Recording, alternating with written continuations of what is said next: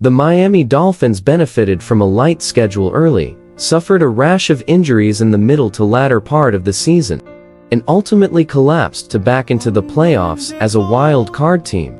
They were less than 2 weeks removed from taking a huge step toward the AFC's No. 1 seed in Baltimore.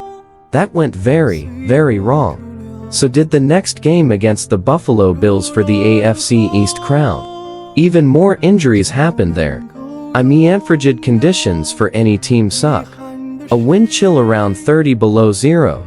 Facing the defending Super Bowl champs in their house, one of the most hostile environments to visit in all of sports?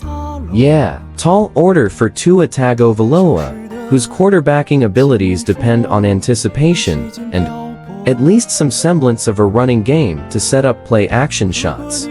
Miami only got 42 yards on 14 combined carries from Raheem Mostert and Devin Akane. Mostert had 21 TDs in the regular season. Akane averaged almost 8 yards per carry. Neither of them were anywhere near their standard production on Super Wildcard Weekend. Oh, and Jalen Waddle was dealing with a high ankle sprain in the weeks leading up to this game. Tyreek Hill has had a bum ankle for weeks as well. The Dolphins' defense got gashed repeatedly by Patrick Mahomes on third down. Miami only converted 1 of 12 such third down chances. As per usual in the NFL and football in general, the vast majority of the blame is falling at Tua's feet. Really tough. Now, the vast majority of keyboard warriors want the Fins to move off Tua. Don't believe he's worth fifth-year option money to start in 2024. And think his days as a hopeful franchise QB are all but over. Damn, cooked. Except, Tua led the NFL in passing yards. This year, people are nevertheless coming for his head. He just played against a Chiefs defense that has an elite coordinator in Steve Spagnuolo, and a truckload of young, capable cornerbacks who had the luxury of covering not nearly the best versions of Waddle and Hill.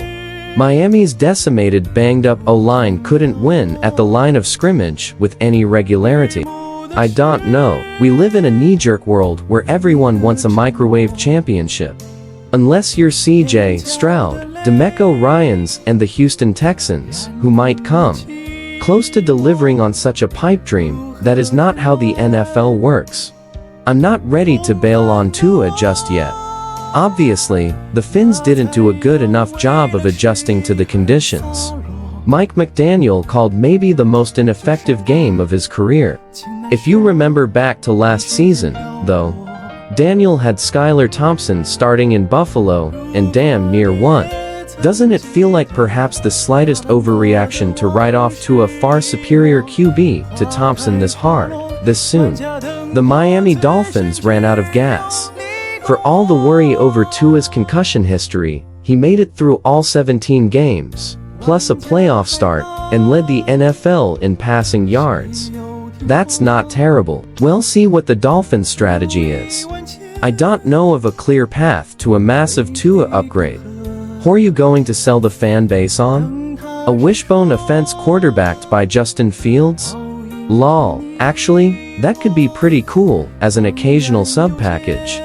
Think about it, Fields, Mostert, and Akane on the field all at once. The next time the Dolphins are in a blizzard, I don't think anyone could stop them with that rushing attack. Oh, wait, people are saying it out loud. I was mostly kidding. Everything the Dolphins' league-leading passing game is built around is literally everything Fields doesn't do well, or what he hasn't done well consistently. McDaniel could figure it out. I just sound off in the comments if you're that kind of genius who can diagnose a way for Miami to get somebody who's a big step up from Tua Tagovailoa. You might deserve a front office job. The post approximately 0 humans remain on the Tua Tagovailoa bandwagon, thanks to the Dolphins' disastrous playoff loss first appeared on Whiskey Riff.